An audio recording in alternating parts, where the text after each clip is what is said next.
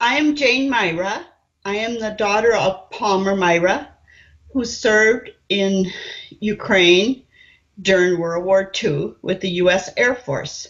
They set up secret bases in Ukraine to attack the Germans.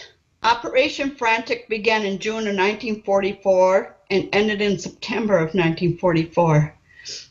They had bases in Poltava, Myrgorod, and Pyriatyn. The B-17 Flying Fortress landed at Poltava and Myrhorod. My father said 65 were at Poltava, 64 at Myrhorod. And they were escorted by P-51 fighters, which landed at Pyriatyn. My father was one of the enlisted men who worked on the radios. Everybody had their own job, and he was trained to repair radios. And he said most of the flying fortresses which landed at Myrgorod, where he was stationed, had antennas to fix. He doesn't know why, but it was always the antennas that were damaged. So that's what he mostly did. And he got to Poltava sometimes to pick up supplies, but he never went to the other base. My father kept a diary, which they weren't supposed to keep when they were in an active war zone. You weren't supposed to have a diary, but he kept a diary and he kept it hidden. And he put in little comments, kept track of where he was. It begins with him deciding to enlist in the Air Force after Pearl Harbor was bombed. And he enlisted, and his fiancée enlisted about 6 months after him. She was sent to the Philippines and New Guinea, where she worked on the first computers. She kept track of which airplanes went out, which ones came back, which ones were never coming back, and who was on them.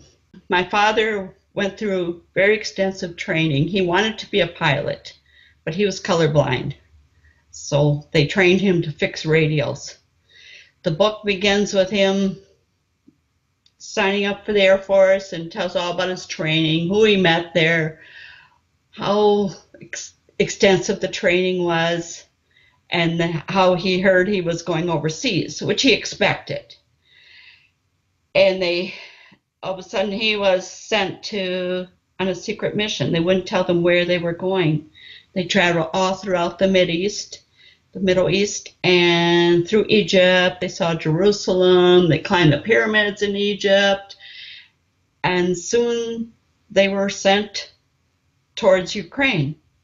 That's when they knew where their mission was. They were trying to keep it very secret from the Germans, and they were very successful at that.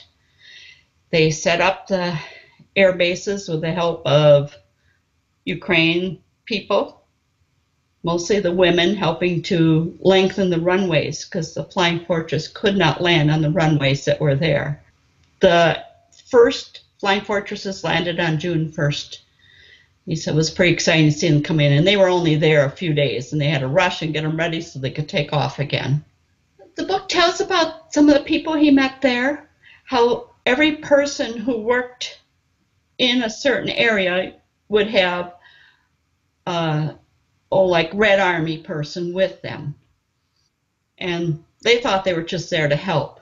They later found out they were there to try to figure out how to build these planes, how to improve their airplanes. And he said that's why the mission didn't work, because they just wanted the information from the U.S. And they got it. They got a good look at these airplanes because they shadowed these other workers all the time. People were fixing the engines, the people who were fixing the radios. So they had a lot of information they received. It ended because the Germans discovered the air bases. One time they had a photographer come, and he took many pictures of these air bases.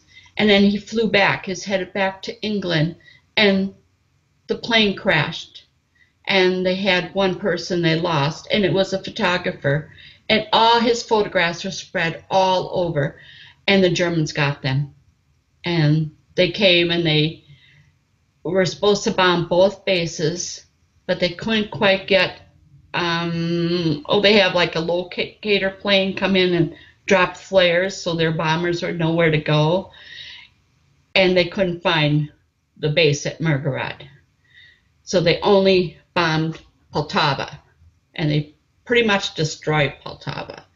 And the next night, the people at Myrhorod knew they would get bombed, and they were ready for it. They moved out the planes, and I think there were 2 planes they couldn't move. One had a flat tire, and one they couldn't get going again. But they moved all the planes more towards the east, I think to where the P-51s were.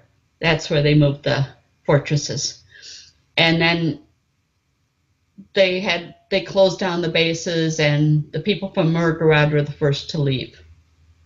Some of the people went to help at Poltava, and the rest of them were sent back on the same route they came, because Germany knew they had bases there, so they were no longer secret. No, there were no Soviet planes there. They were only the U.S. planes. There was Soviet Red Army that was supposed to be protecting them, but as far as they could tell, they didn't even have the ammunition to shoot the bombers when the German bombers came, and they didn't do anything. He only worked on the U.S. planes because that's all that was there. There wasn't much of the Russian Air Force at any of these bases. Well, they had one young boy they really liked. He calls him Ivan or Ivar. And they really liked him, and he just kind of followed them all around. And one time they took a truck to Poltava to pick up supplies, my father and his friend, and Ivan went along. He met them outside the base because they weren't supposed to take a passenger. And they took him on this trip, and he jumped off before they came back, and they never knew where this kid lived. He just kind of would disappear and then appear again. And my dad talked about that, how they could get along with people of Ukraine, but the leaders couldn't get along. And my father also described how not everybody, the leaders in the U.S. did not know what the Soviet Union was doing. He said the only one who was skeptical was Winston Churchill. Nobody else knew that the Soviet Union was going to pretty much turn on them, saw this as conquering. And one of the things that my father described was when Germany invaded Warsaw in Poland, and the Red Army was right there, and they were waiting for orders from Stalin to attack the Germans. The orders never came. Stalin wanted the Polish army defeated, and they waited until the Germans had defeated the Polish army before they attacked, and they were right there the whole time. And that should have told the leaders what was going on right there. I was the one who proofread the book, and he took most of my suggestions. That was my job, and I still keep the book in publication. It's a remarkable journey. He really enjoyed it, and he told everybody he had been to Ukraine. He loved it. Oh, my dad would have loved to do this. He would have just loved to do this interview. But that's why I'm doing it with you, because he would have wanted it. Oh, you would never get offline with him. He would talk and talk and talk. He just loved talking about that stuff. And he would be the one that would just start talking. You never get to answer questions. And the book it's like him talking to you. That's how he wrote. He just wrote it down. That's the way it went. It's very conversational type writing. There's only one other book written about it, written from more of a commander's point of view. This is the only one written from an enlisted man's point of view, which makes it very unique, because he's the enlisted men were the ones who worked directly with Ukraine people, worked directly with Red Army, and the Soviet Air Force. They worked directly with those people. The commanders didn't. My father said the Ukraine people were very nice, and he has a statement for them. Can I read that?